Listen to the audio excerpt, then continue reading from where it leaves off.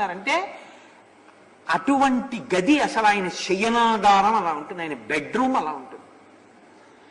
Bedroom అంత గొప్పగా ఉండడం, పూజ గది అంత అసహ్యంగా ఉండడం చాలా బాధాకరం కదండి. చాలా పెద్ద హాలు, కాస్ట్లీ ఫర్నిచర్, అద్భుతమైన బెడ్రూమ్, మంచం 5 లక్షలు, పూజ గది 3 అడుగులు. ఇప్పుడు మీరు యజమాని సంస్కారం పట్టుకోవాల్సి ఉంటుంది కదా. ఆయనకి మాత్రం అలా ఉండాలని ఉండదా? బెడ్రూమ్ ఏసీ, హాల్ ఏసీ, పూజ గది మాత్రం నాన్ ఏసీ. ఎందుకో తెలుసా అండి? అక్కడ అక్కర్లేదు, అదొక్కటి centrally air conditioned excluding the puja గది. అక్కడ ఎందుకండి ఏసీ? అక్కర్లేదు, ఫ్యాన్ ఉంటే చాలు. నేను 5 నిమిషాలేగా ఉండేది, నీ కోసం, ఈశ్వరుడి కోసం కాదు. కాదండి అంటే నువ్వు ముందు ఈ పూజ గది కూడా ఏసీ చేయించు అంటే ఏమంటాడంటే దీపం పెట్టడం కుదరదు కదండి అంటే. చాలా చమత్కారంగా ఉంటుంది. ఈశ్వరుడు అక్కడ ఉన్నాడు అని నువ్వు నమ్మితే పూజ గది కూడా ఏసీ చేయించాడు. చేయిస్తే నువ్వు చల్లతనాన్ని అనుభవిస్తూ ఆయన చల్లగా ఉన్నారు, నేను చల్లగా ఉన్నాను అనుకుని ఇలాగే చల్లగా ఉండండి స్వామి అని కరెంటు బిల్లు గుర్తొస్తే పొని స్విచ్ కట్టి కనీసం నీలే ఆయనకి 2 గంటలో 3 గంటలో ఆయనేగా నీకు ఇస్తున్నది. ఆయనకి మాత్రం ఇవేం అక్కర్లేదు. ఎందుకని అంటే అబ్బాయి విగ్రహాలండి, అవి విగ్రహం అయితే ఇంక నీకేం ఇస్తుందండి? అది విగ్రహం ఇంకా మీకేం చేస్తుంది? కాదు మా స్వామి ఉన్నాడు, మరి ఏసీ ఆయనకి పెట్టలేదేమండి? నీ దగ్గర సరి అయిన సమాధానం ఉంటే నీ ఇల్లు కూడా ఇంకోలా ఉండాలి కదా. ఇది పూజ అన్న మాటకి పరమార్థం. ఇక్కడ తెలిసిపోతూ ఉంటుంది జీవితాలు. నాతో సరే ఎందుకులేండి, వదిలిపెట్టండి. అందుకని ఆ మహర్షి అంటారు, ప్రజ్ఞాయితైవా పశ్యత్ ప్రదీప్తాంస్తత్ర కాంచనాన్ ధూర్తామివ మహాధూర్తై దేవనేన పరాజితాన్. అక్కడ ఉండేవాడి దృష్టికోణం ఎలా ఉంటుందో చెప్పడానికి మహర్షి ఎంచుకున్నటువంటి గొప్ప ఉపమానం అత్యద్భుతం. అసలు రామాయణంలో ఆయన ఆ గదికి తీసుకొచ్చి ఎంత గొప్ప మాట వేసేశారో. గోడలకి కాగడాలు పెట్టారు, ఇలాగా ఆ కాగడాలు వెలుగుతున్నాయి. కాగడాలకి కూడా భయమే తెలుసా అండి. కాగడాకి భయం ఎందుకంటారేమో మీరు. కాగడా మీద పెట్టినటువంటి దీపం కొంచెం ఇలా ఇలా ఎప్పుడు కదులుతుంది? గాలేస్తే. గాలేసి ఇలా ఇలా కదిలింది అనుకోండి, వెలుతురేమవుతుంది? ఇలా ఇలా ఊగుతుంది. అలా ఊగుతూ ఆయన ఏదో చూద్దాం అనుకున్నది ఆయనకు బాగా కనపడలేదు అనుకోండి, ఆయన బెడ్రూమ్లో చూద్దాం అనుకున్నది ఆయనకు బాగా కనపడలేదు అనుకోండి, ఆయన ఇప్పుడు ఈ వాయువు మీద ఆగ్రహించి చెనకుతాడు. అందుకని అక్కడ వాయువు వీచదు. కాళహస్తి అంతరాయణంలో అలా వెలగాలి. వెలగడానికి ఎంత ఆక్సిజన్ కావాలో అంతే ఇవ్వాలి వాయుదేవుడు. ఇది చమత్కారం. ఆయన భూతములను ఎలా శాసిస్తాడో చూడండి. అందుకని దీపాలు ఇలాగే వెలుగుతాయి. అవి ఇలా వెలుగుతుంటే మహర్షి అన్నారు, అవి అలా వెలిగితే ఎలా ఉన్నాయో తెలుసా? పేకాట ఆడేవాళ్ళు ఓడిపోతాడు. మర్యాద చాలా గొప్పగా ఉంటుంది. డబ్బులు ఉన్నంతసేపే ఆడిస్తారు. డబ్బులు అయిపోయాయి అనుకోండి, ఇంకా వాడికి ముక్కలేరు. నీకు అనుభవం అడక్కండి, అన్నిటికీ అనుభవమే ఉండక్కర్లేదుగా. ఒక సినీ నటి ప్రసవేదన చాలా బాగా అనుభవిస్తుంది. ఆవిడ కుమారి అయి ఉండొచ్చు, అంత మాత్రం చేత చాలా గొప్ప అనుభవం ఉన్న వారిలో నటించారంటే పళ్ళు రాలకొడుతుంది. అన్నిటికీ గుండెపోటుతో మరణించగలిగినటువంటి వాళ్ళ నటించే అద్భుత నటుడు ఒక ఆయన ఉన్నాడు. అంటే ఆయనకి ఇంత పూర్వం గుండెపోటు వచ్చిందా అంటే అన్నిటికీ అనుభవాలే ఉండక్కర్లేదు, చూస్తే చాలు కదండి విషయాలు. కాబట్టి ఆ పేకాడేవాడి దగ్గర డబ్బులు అయిపోతే నిర్దాక్షిణ్యంగా చెప్పేస్తారు, నీకు ముక్కలు ఏం లేచిపో అంటాడు. ఇప్పుడు ఆయన ఏం చేస్తాడో తెలుసా అండి? చూసావా, డబ్బులు అయిపోగానే ఆట ఆడనివ్వలేదురా వీళ్ళు, నన్ను రేపు ఇస్తాను రా అంటే వాళ్ళు ఒప్పుకోలేదు, డబ్బులుంటేనే అని వెళ్ళిపోతారని మీరు అనుకుంటున్నారా? వాడు వెళ్ళడు. ఇక్కడ లేచిపోయాక వాడు సర్దేసుకుంటాడు. వీడు ఏం చేస్తాడంటే ఇంకోటి పేక ముక్కల దగ్గరికి వచ్చి కూర్చుని అలా చూస్తుంటాడు. అందులో తప్ప వాడు ఇంటికి వెళ్ళడు. ఓడిపోయినా ఇంటికి వెళ్లకుండా పక్కవాడి పేక ముక్కలు చూస్తున్నటువంటి జోదరు ఎలా ఉంటాడో చూపు అలా చూస్తూ అలా ఉన్నాయిట దీపాలు. మహర్షి ఆ యజమాని తత్వాన్ని చెప్పడానికి ఆ పడకగది దీపాలని ఎంత బాగా చెప్తారో చూడండి. ప్రజ్ఞాయిత ఇవాపస్య ప్రదీప్తాంస్తత్ర కాంచనాన్ ధూర్తానివ మహాధూర్తై దేవనేన పరాజితాన్ దీపానంచ ప్రకాశేన తేజసా రమణస్య చ అర్చిర్భిర్భూషణానంచ ప్రదీప్తేత్యభ్యవంజిత. అక్కడ మంట పుట్టినట్టుంది ఆ గదిలో. ఎందుకని అంటే ఒక పక్కనేమో కాగడాల యొక్క వెలుతురు, ఒక పక్కనేమో రావణాసురుడి రోమకూపాల్లోంచి కొడుతున్న తపోశక్తి, ఒక పక్కనేమో రావణాసురుడు పెట్టుకున్నటువంటి ఆభరణములలోంచి పైకొస్తున్న కాంతి. 3 కాంతులు కలిసి మండుతున్నట్టుగా ఉందిట గది. అంత కాంతులు వస్తున్నాయి. తతోపశ్యకుథాసీనం నానావర్ణాంబరశ్రయం సహస్రం వరనారీణాం నానావేష విభూషితం. కొన్ని వేల మంది కాంతలు రావణుడితో రతిక్రీడలు సలిపి నీరసించి ఆయన పాదాల దగ్గర పడి ఉన్నారు. ఆ ఒక్క శ్లోకం చాలు మీరు అర్థం చేసుకోవడానికి. తత్ర సుప్తం విరురుచే నిశ్శబ్దాంతరభూషణం నిశ్శబ్దహంస భ్రమరం యథా పద్మవనం మహత్.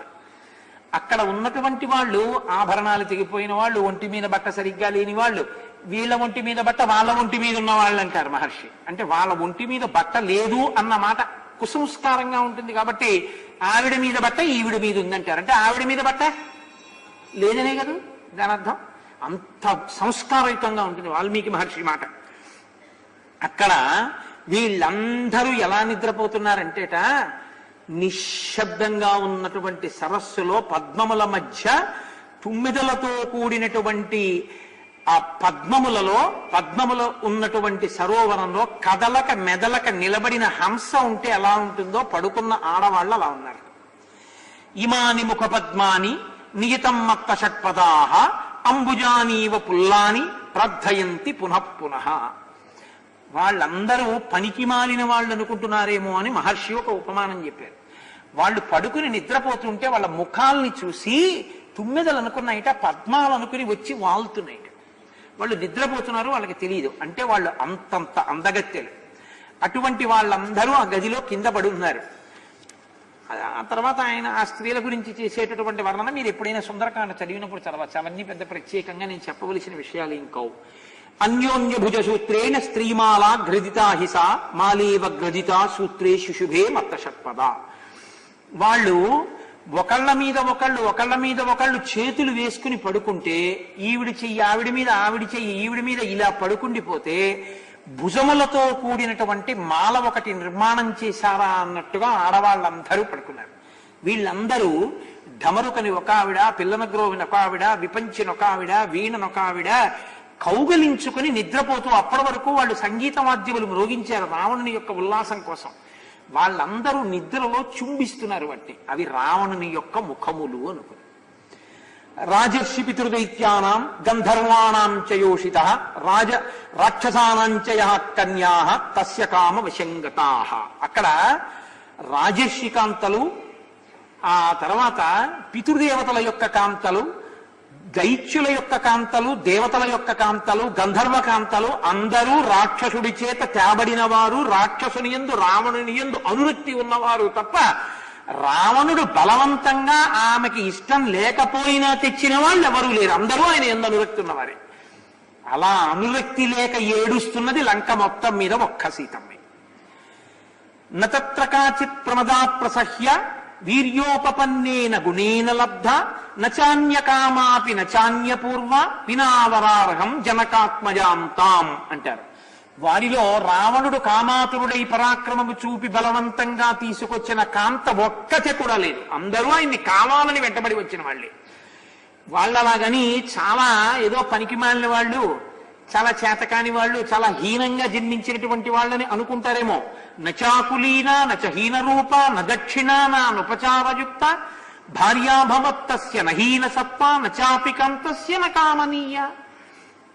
నచాకులీన ఉత్తమ వంశ సంజాత కానిదొక్కతే లేదు అందులో. నచ హీన రూప అందగత్య కానిదొక్కతి లేదు. నా దక్షిణ ఇంతకు ముందు ఆమె వేరొక భర్తని సేవించినది కాదు.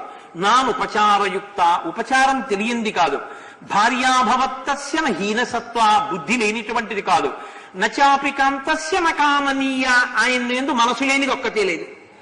అందరూ ఆయన్ని కోరి వచ్చిన వాళ్ళే. ఇన్ని వేల మంది కాంతలు ఆయనతో కలిసి భోగించి ఆ చుట్టూ పడక గది నిండా అలా పడున్నారు. ఇంతమందితో భోగించి బడలి నిద్రపోతున్నాడు రావణాసురుడు. తత్ర దివ్యోపమం ముఖ్యం స్ఫాటికం రత్నభూషితం అవేక్షమాణో హనుమాన్ దదర్శ శయనాసనం. అక్కడే పరమ పవిత్రంగా ఉన్నటువంటి స్ఫటికములతో నిర్మింపబడిన ఒక రత్నభూషణం మీద పడుకోవడానికి వీలైనటువంటి ఒక గొప్ప తల్పాన్ని ఒకదాన్ని హనుమ చూశారు. అసలు ఆ పడుకునేటటువంటి తల్పమే అంత గొప్పగా ఉంది. తస్య చైకతమే దేశి దివ్యమాలా విభూషితం దరస్య పాండురం ఛత్రం తారాధిపతి సన్నిభం. అమూల్యమైనటువంటి హారం ఒకటి కట్టబడి దాని తలవేపు ఒక చక్కటి తెల్లటి గొడుగు ఒకటి పెట్టబడి ఉంది. దానికి ఒక గొప్ప మాల ఒకటి కట్టారు. దాని మీద పడుకుని ఉన్నాడు ఆయన. ఆయన ఎవరో హనుమ ఇంతకు ముందు చూడలేదు. కానీ ఆ పడుకున్న ఆయన ఎలా ఉన్నాడంటే తస్మిన్ జీమూత సంకాశం ప్రదీప్తోత్తమ కుండలం లోహితాక్షం మహాబాహుం మహారజతవాసనం. నీలజీమూత సంకాశం, నీరు పట్టిన నల్లటి మబ్బొచ్చి తెల్లటి పక్క మీద పడుకుంటే ఎలా ఉంటుందో అలా ఉన్నాడు. ప్రదీప్తోత్తమ కుండలం, చెవులకు పెట్టుకున్నటువంటి కుండలముల కాంతి బుగ్గల మీద కొడుతోంది. లోహితాక్షం, పడుకున్నా కూడా ఈ కను రెప్ప కొద్దిగా తెరిచుండడం వల్ల ఎర్రటి కళ్ళల్లోంచి ఎరుపు కాంతి పైకొస్తోంది. అంత తమకంలో పడుకుని ఉన్నవాడు. మహాబాహుం, పెద్ద పెద్ద బాహువులు ఉన్నవాడు. మహారజతవాసనం, బంగారంతో కూడిన జరీతో చేయబడిన బట్ట, అమూల్యమైన వస్త్రం కట్టుకుని ఉన్నాడు. లోహితేనానులిప్తాంగం, ఎర్రచందనాన్ని ఒళ్ళంతా పూసుకున్నాడు. చందనేన సుగంధిన సంధ్యారక్తమివాకాశే తోయదం సతతిగణం. సంధ్యాకాలంలో ఉండేటటువంటి మేఘం మీద ఉన్న మిరుపు ఎలా ఉంటుందో అలా పడుకున్నాడు. వృతమాభరణైర్దివ్యై సురూపం కామరూపిణం సవ్య సవృక్ష వన గుల్మాఢ్యం ప్రసుప్తమివ మందరం. వృక్షములతోటి గుహలతో కూడినటువంటి మందర పర్వతమే నిద్రపోతే ఎలా ఉంటుందో ఆయన అలా ఉన్నాడు. పీత్వాప్యుపరతం చాపి దదర్శ సమహాకపి భాస్వరే శయనే వీరం ప్రసుప్తం రాక్షసాధిపం. బాగా తాగి తాగి నిద్రపోతున్నాడు. స్త్రీలతో భోగించి నిద్రపోతున్నాడు. రజోగుణము చేత బడలిపోయిన వాడై నిద్రపోజినటువంటి ఆ రాక్షసాధిపుడు అని ఇప్పుడు చెప్పారు మహర్షి. రావణాసురుణ్ణి హనుమ చూశారు. కొంచెం దగ్గరకి వెళ్లి చూసే ప్రయత్నం చేశారు. నిశ్వసంతం యథానాగం రావణం వానరర్షభ ఆసాద్య పరమోద్విగ్న సోపాసర్పత్ సుభీతవత్. ఇంతటి మహానుభావుడైన హనుమ నిద్రపోతున్నటువంటి రావణాసురుడికి కొంచెం దగ్గరగా వెళ్లి చూడబోయి అసలు ఆ స్వరూపాన్ని చూసి భయపడ్డారు, దిగులు చెందారు. అదేమిటంటే హనుమ భయపడ్డాం అనకండి మీరు. ఆయన స్వరూపం అటువంటిది, రావణుడి తపస్సు అటువంటిది, ఆ తేజస్సు అటువంటిది. రోమకూపాల్లోంచి కొడుతోంది ఆ తేజస్సు. నిద్రపోతుంటే ఇక లేచుంటే ఎలా ఉంటాడో చూడండి. 10 తలకాయలతో ఉంటాడు. ఇంకా పడుకున్నాడు కాబట్టి ఒక్క తలకాయ 2 చేతులు, లేస్తే 10 తలకాయలు 20 చేతులతో ఉంటాడు. కాబట్టి నిద్రపోతున్నవాడు ఎలా ఉన్నాడంటే నిశ్వసంతం యథానాగం. నిద్రపోతున్నా పాము ఎలా బుస కొడుతూ ఉంటుందో అలా పడుకున్నాడు. రావణం వానరర్షభ, ఆ నిద్రపోతున్న రావణుడు ఆయన యొక్క తేజస్సు చూసి భయపడిన వారై హనుమ కొంచెం దూరంగా తొలగిపోయారు. ఐరావత విషాణాగ్రై ఆపీడన కృతవ్రణౌ వజ్రోల్లిఖిత పీనాంసౌ విష్ణుచక్ర పరీక్షితౌ. ఆయన పడుకున్నప్పుడు ఆయన భుజాల వంక చూస్తే ఐరావత విషాణాగ్రై, ఐరావతం కుమ్మడం వల్ల దాని యొక్క ఆ దంతములు కోసుకుని దెబ్బలు మానినటువంటి దెబ్బల మచ్చలు కనపడుతున్నాయి. ఆపీడన కృతవ్రణౌ, అలా దెబ్బలు తగిలిన పుళ్ళు మచ్చలు పడున్నాయి. వజ్రోల్లిఖిత పీనాంసౌ, ఇంద్రుడు వజ్రం పెట్టి కొడితే తగిలినటువంటి దెబ్బల మచ్చలు. విష్ణు చక్ర పరీక్షితం, శ్రీ మహావిష్ణువు యొక్క సుదర్శన చక్రం పెట్టి కొడితే తెగినటువంటి దెబ్బ, దాని మచ్చ. వాడు గొప్పగా చెప్పుకునేవాడు. వీళ్ళందరూ ఎందుకు కొడతారు? ఇప్పుడు ఏంటండి మీకు అవన్నీ అన్నారనుకోండి, ఇది ఏలూరు పోలీస్ స్టేషన్లో కొట్టారు, ఇది మచిలీపట్నం పోలీస్ స్టేషన్లో కొట్టారు, ఇది ఒక ఎస్పీ గారు కొట్టారు అన్నాడు అనుకోండి, అప్పుడు మీరు ఆయన ఏమంటారు? అబ్బా ఎంత గొప్ప గొప్ప వాళ్ళు కొట్టారండి అంటారా? అంటే వీడు చాలా పెద్ద దొంగ ఉండాలనుకుంటారా? అది దాని అర్థం. సుందరకాండలో మహర్షి చెప్పే విషయాలు అంత చిత్రంగా ఉంటాయి. ఇంద్రుడు కొట్టాడు, విష్ణువు కొట్టాడంటే వీడు ఎంత తప్పుడు పనులు చేసి ఉంటాడు. లేకపోతే ఎందుకు కొడతారు? స్థితికారుడు, ఇంద్రుడు వాళ్ళు ఎందుకు కొడతారు? కొట్టినా చావలేదంటే వీడి తపస్సు ఎంత గొప్ప. కాబట్టి ఇంత తపస్వి చావాలంటే లోకంలో, ఇంత దురాత్ముడు చావాలంటే ఇంద్రుడి చక్రాన్ని చంపలేకపోయింది, ఇంద్రుడి వజ్రం చంపలేదు, విష్ణువు చక్రం చంపలేదు, ఐరావతం యొక్క దంతం చంపలేదు, ఒక మహాపతివ్రత కన్నీళ్లు చంపేసాయి. ఇది సుందరకాండ తీర్పు. కాబట్టి మహర్షి అంటారు, పీనౌ సమసుజాతాంసౌ సంగతౌ బల సంయుతౌ సులక్షణ నఖాంగుష్టౌ స్వంగుళీ తలలక్షితౌ. పీనౌ బాగా బలిసినటువంటి భుజాలుట, సమసుజాతాంసౌ చక్కగా పెరిగినటువంటి భుజాలు, సంగతౌ బల సంయుతౌ శరీరం ఎలా ఉందో దానికి తగినట్టున్నాయిట భుజాలు, వజ్రోల్లిఖిత పీనాంసౌ విష్ణుచక్ర పరీక్షితౌ సులక్షణ నఖాంగుష్టౌ స్వంగుళీ తలలక్షితౌ. సులక్షణ నఖాంగుష్టౌ చేతి వేళ్ల గోళ్లు మిరిసిపోతూ కాంతులతో ఐశ్వర్య చిహ్నాలుగా ఉన్నాయిట. సంహతౌ పరిఘాకారౌ వృత్తౌ కరికరోపమౌ విక్షిప్తౌ శయనే శుభ్రే పంచశీర్ష విగోరగౌ. పరిగలంటే మనం బీన్స్ అంటాం చూసారా, పెద్ద పెద్ద దూలాలు ఉంటాయి. ఆ దూలం ఎలా ఉంటుందో ఆయన యొక్క భుజాలు అలా ఉన్నాయిట. వృత్తము కరికరూపము ఏనుగు తొండాలు ఎలా ఉంటాయో అలా గుండ్రంగా ఉన్నాయిట. విక్షిప్తవు శయనే శుభ్రే ఇలా చేతులు పెట్టుకుని నిద్రపోతూ ఉంటే ఆ చేతులు వేళ్లల్లా లేవుట, 5 తలల పావుల్లో ఉన్నాయిట. అంటే ఆ చేత్తో ముట్టుకున్నాడంటే పావు కాటేసిందని లెక్కే. ఇంకా అటువంటి పనులు చేస్తాడని. కాబట్టి మృష్ణ ఇప్పుడు మహర్షి అంటారు, చూత పున్నాగ సురభి వకుళోత్తమ సంయుత మృష్ణాన్న రస సంయుక్త పాన గంధ పురస్సర తస్య రాక్షస సింహస్య నిశ్చక్రామ మహాముఖాత్ శయనాస్య వినిశ్వాస పూరయన్నివ తద్గృహం. ఆయన ఊపిరి విడిచిపెడుతుంటే బాగా వెల్లుల్లిపై తినేసి మాట్లాడితే వెల్లుల్లిపై వాసన వస్తుంది అవతల వాళ్ళ నోట్లోంచి. అలా ఈయన ఆ పదార్థాలు ఎంత తిని పడుకున్నాడంటే ఆయన ఊపిరి నిశ్వాసలోంచి విడిచిపెడుతున్న ఊపిరిలోంచి మామిడి పున్నాగా పొగడా మొదలైన పూల వాసనలు వస్తున్నాయిట. అంటే అంతంత సువాసనలతో కూడినటువంటి మద్యాన్ని తాగాడు. రెండోది దానితో పాటుగా ఆయన తిన్న పదార్థముల యొక్క వాసనలు పైకొస్తున్నాయి. అవన్నీ తిని తాగి పడుకున్నాడు శుభ్రంగా. ముక్తామణి విచిత్రేణ కంచనేన విరాజితం ముకుటేన అపవృత్తేన కుండలో జ్వలితాననం. నిద్రపోతున్నప్పుడు ఒక్క తలకాయ ఉంటుంది ఆయనకి. అందుకని కామరూపి శివుడి యొక్క వరం, కావాలనుకుంటే 10 తలకాయలు వచ్చేస్తాయి. నిద్రపోతున్నాడు కాబట్టి ఒక తలకాయ 2 చేతులు. ఇప్పుడు ఆయన పడుకుంటే తల కొంచెం ఇలా ఒరిగింది. ఒరిగితే పైనున్న కిరీటం కొద్దిగా ఒరిగిపోయింది.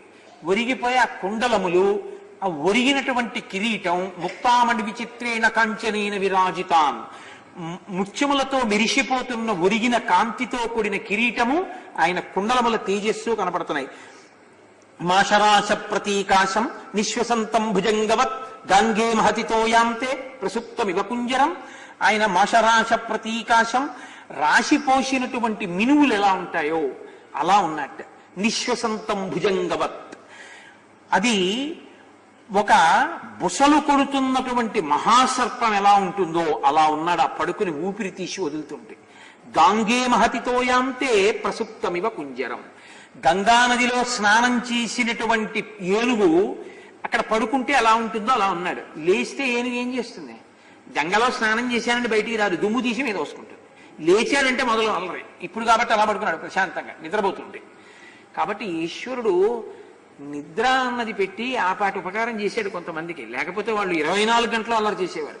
కాబట్టి నిద్ర ఉంది కాబట్టి కొంత పడుకోబెట్టారు. దయానంద సరస్వతి మహారాజుని ఒక ఆవిడ అడిగింది, భగవద్భక్తి కలిగిన వాళ్ళ వల్ల చాలా సంతోషం ఉంటుందంటారు, మా అత్తగారు ఎప్పుడూ గుళ్ళకి గోపురాలకి వెడుతూ ఉంటుంది కదా అని నేను వాళ్ళ అబ్బాయిని పెళ్లి చేసుకున్నాను, రాచి రంపాన్ని ఇట్టేస్తోంది, ఆ పూజా మందిరంలో ఉన్న కాసేపే ప్రశాంతత బయటకు వచ్చిందో చంపేసిందే, మరి అంత పూజలు చేసి ఆవిడ ఇలా ఎందుకు ఉంటుందని అడిగారు.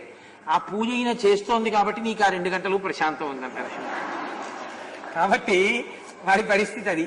ప్రసుప్తం ఇవ కుంజరం. పడుకున్నాడు కాబట్టి అలా ఉంటాడు, లేచాడు అల్లరి మొదలు.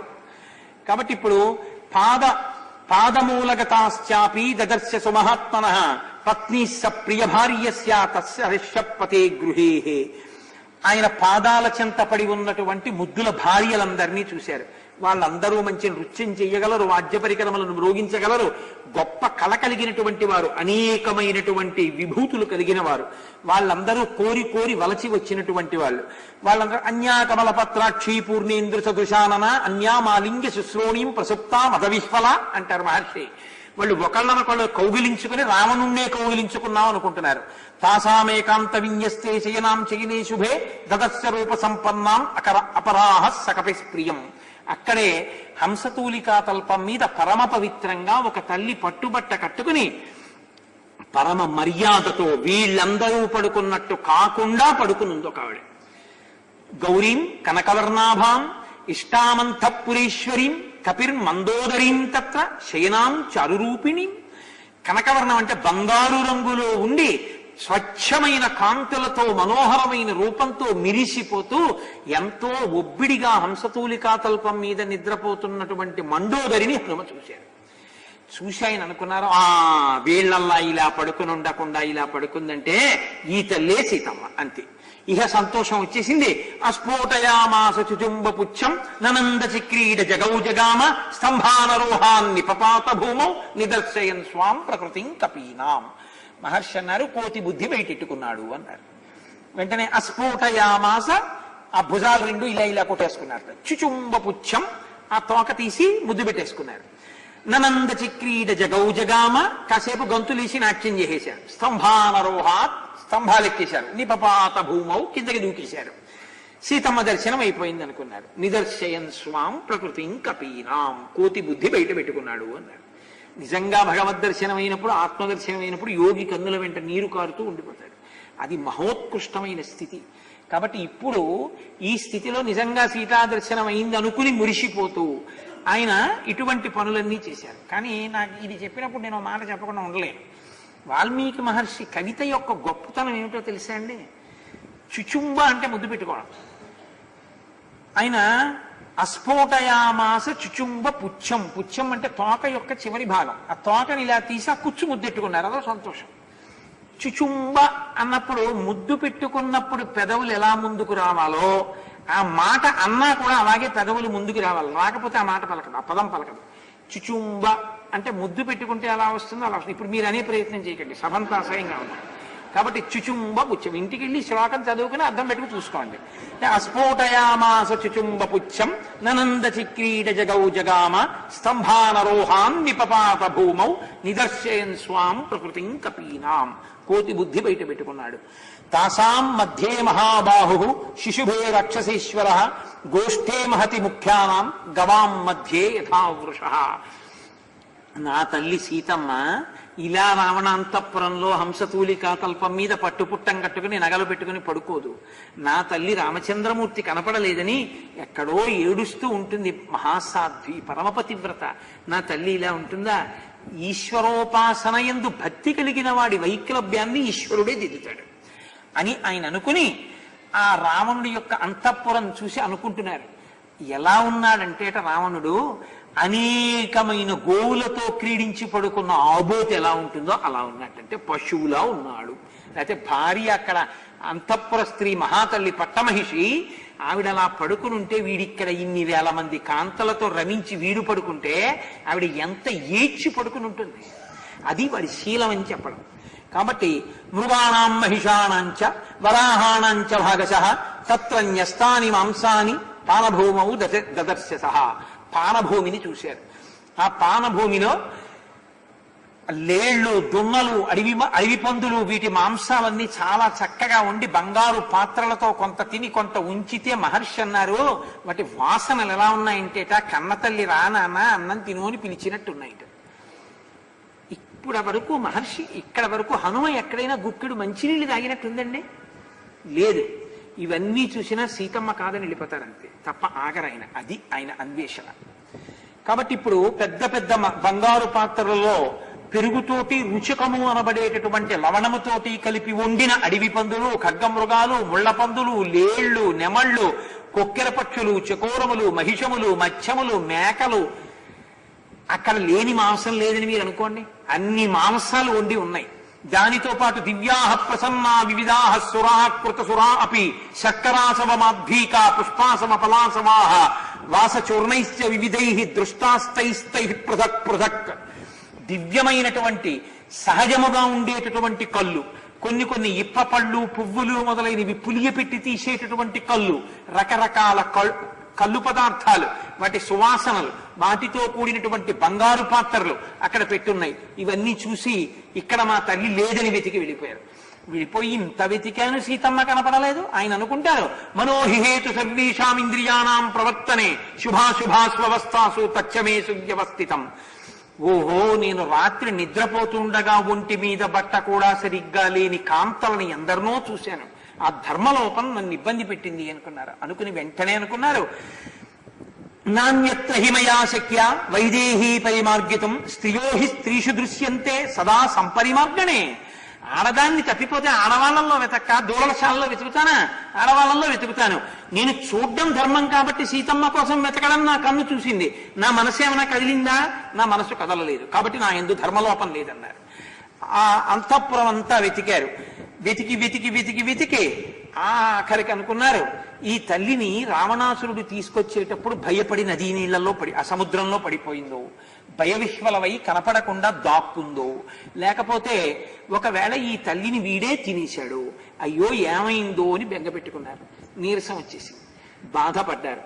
ఇంకా ఒంట్లో ఉన్నటువంటి ఉత్సాహం అంతా నశించిపోయింది. నశించిపోయి ఒక మూల కూర్చున్నాడు. కూర్చుని మళ్ళీ అనుకున్నారు, అనిర్వేద స్త్రియో మూలం అనిర్వేద పరం సుఖం భూయస్తత్ర విశేష్యామి నయత్ర విషయకృత అనిర్వేదో హి సతతం సర్వార్థేషు ప్రవర్తక కరోతి సఫలం జంతో కర్మయత్తత్కరోతి సహ తస్మాద్ అనిర్వేద కృతం యత్నం చేస్తేహముత్తమం అదుష్టాంశ్చ విశేష్యామి దేశాన్ రవణపాలితాన్. ఎవరు నిర్వేదాన్ని అంటే ఉత్సాహంగా ఉండకుండా నిరుత్సాహంగా ఉండేటటువంటి స్థితిని ప్రయత్నపూర్వకంగా విడిచిపెట్టడు, వాడు ఏమీ సాధించలేడు. ఉత్సాహమే దేనికైనా కారణం. అనిర్వేద శ్రియో మూలం అనిర్వేద పరం సుఖం అనిర్వేదో హి సతతం సర్వార్థేషు ప్రవర్తక. ఏది సాధించాలన్నా అనిర్వేదం, ఉత్సాహం ఉండాలి. కాబట్టి తస్మాది నిర్వేద కృతం యత్నం చేస్తే హేముత్తమం. నేనిప్పుడు అనిర్వేదంతో ఉత్సాహంతో మళ్లీ వెతుకుతానన్నారు. మళ్లీ లంకాపట్టణం అంతా తిరిగి వచ్చేశారు, ఎక్కడా కనపడలేదు. చతురంగుల మాత్రోపి నామకాశస్య విద్యతే రావణం తప్పురే తస్మిన్ యంకపిర్న జగాయ సహా. 4 అంగుళాలు కూడా విడిచిపెట్టకుండా లంకాపట్టణం అంతా వెతికేశాను, అయినా నా తల్లి సీతమ్మ నాకెక్కడా కనపడలేదు. ఒకవేళ ఈ సీతమ్మ తల్లిని తీసుకుని వచ్చేటప్పుడు దుష్ట ప్రవృత్తి కలిగినటువంటి ఈ రావణాసురుడికి సీతమ్మ తల్లి వశమైపోయిందా? అసంభవం. నా తల్లి ఒక్కనాటికి అలా వశం కాదు. ఒకవేళ తీసుకొచ్చేటప్పుడు నా తల్లి సముద్రంలో పడిపోయిందేమో, ఒకవేళ ఈ రాక్షసుడి కొలువుకూటంలో ఇంకెన్నాళ్ళు నేను ఇలా బ్రతుకుతాను, పాతివ్రత్యం నిలబెట్టుకుంటానని బెంగబెట్టుకుని ప్రాణములు విడిచిపెట్టిందేమో, పెనుగులాడుతున్నప్పుడు సముద్రంలో పడిపోయిందేమో, ఈ రావణుడే తినేశాడేమో, ఆవిడ లొంగట్లేదని రాక్షసకాంతలు ఒక రోజు ఉదయం ఆవిడ్ని సంహరించారేమో, లేక పతి విరహమును భరించలేక ఆవిడ ప్రాణాన్ని విడిచిపెట్టేసిందేమో. ఇప్పుడు నాకు సీతమ్మ కనపడలేదన్న వార్త 100 యోజనముల సముద్రాన్ని గడచి ఆవుల ఒడ్డుకు వెళ్లి రామచంద్రమూర్తికి చెప్తే రామచంద్రమూర్తి తాను ఇంకా జీవించలేక ప్రాణములు విడిచిపెడతారు. రాముడు ప్రాణములు విడిచిపెడితే లక్ష్మణుడు భరతుడు శత్రుఘ్నుడు కౌసల్య సుమిత్ర కైకేయి సుగ్రీవుడు అంగదుడు తార రుమ వానరులు నరవానరుల యొక్క 2 మహోత్కృష్టమైన వంశములు నశించిపోయేటటువంటి ఈ వార్త నేను ప్రయత్నపూర్వకంగా వెనక్కి వెళ్లి చెప్పవలసినటువంటి అవసరమే ఉంది. కాబట్టి నేను వెళ్ళను, నేను చెప్పను, నేను ఇక్కడే ఉంటాను, ఇక్కడే చచ్చిపోతానన్నారు. చావు అందరూ చచ్చేవాళ్ళని బతికించగలిగినటువంటి మహానుభావుడు తాను చచ్చిపోతానంటున్నాడు. అంటే పరీక్షలలో విషమ పరీక్ష. ఉపాసన యందు భగవద్దర్శనం పొందాలనుకున్న భక్తుడి యొక్క స్థితి చిట్ట చివరికి ఎక్కడికి వెళ్ళిపోతుందో చూడండి. పరీక్షలలో చాలా గొప్ప పరీక్షకు వచ్చేసారు ఇప్పుడు హనుమ. హస్తాదానో ముఖాదానో నియతో వృక్షమూలిక వానప్రస్థో భవిష్యామి హదృష్ట్వా జనకాత్మజాం. ఏదో నేను వెళ్ళి ఓ వనంలో చెట్టు కింద కూర్చొని వానప్రస్థుగా ఉంటాను, చేతిలో ఏదైనా పడిందా తింటాను, లేదా అలా ఉంటాను, వానప్రస్థుగా బతుకుతాను, పక్షులు మృగాలు వచ్చి నన్ను తినేస్తాయి. ఇంతకు ముందు నేను చాలా మాటలు విన్నాను. పెద్దలైనటువంటి వారు ఒక మాట చెప్తూ ఉంటారు, ఇదం మహర్షి దృష్టం నిర్యాణమితి మే మతి సమ్యగాప ప్రవేక్షామి నచేత్ పశ్యామి జానకీం. సీతమ్మ తల్లి దర్శనం కాకపోతే నేను ఆ సముద్రంలో ప్రవేశించి శరీరం వదిలిపెట్టేస్తాను. అంతటి నైరాశ్యం కలిగినప్పుడు నీటిలో ప్రవేశించవచ్చు అని పెద్దలు చెప్పారు. నాకు సీతమ్మ తల్లి దర్శనం కాకపోతే నీటిలో ప్రవేశిస్తాను అని మళ్ళీ అనుకుంటారు. వినాశే బహవో దోష జీవం భద్ర హృతాపీత ప్రత్యాచీర్ణం భవిష్యతి. నేను ఏది ఏమైనా కాని అవసరమైతే రావణుణ్ణే వధించేస్తాను. వధించి సీతమ్మ జాడ చెప్పాడు, లేకపోతే రావణాసురుణ్ణి వధించి రామచంద్రమూర్తికి ప్రీతి కల్పిస్తాను. అది కూడా కాకపోతే అధవైనం సముక్షిప్య ఉపర్యుపరి సాగరం రామయోప హరిష్యామి పశుం పశుపతేరివ, ఒక పశువుని యజ్ఞశాలకు ఎలా తీసుకెళ్తారో అలా 10 తలలు ఉన్న రావణాసురుడి సముద్రం మీద తీసుకెళ్లి ప్రశ్రవణ పర్వత శిఖరముల మీద కూర్చున్నటువంటి రామచంద్రమూర్తి పాదార విందముల యందు పారేసి ఆయన ఏం చేస్తారో ఎలా చెప్పిస్తారో చూస్తాను తప్ప వీడిని విడిచిపెట్టననుకున్నారు. అనుకుని మళ్లీ ఉత్సాహం తెచ్చుకున్నారు. ఎదురుగుండా అశోకవనం కనపడింది. ఈసారి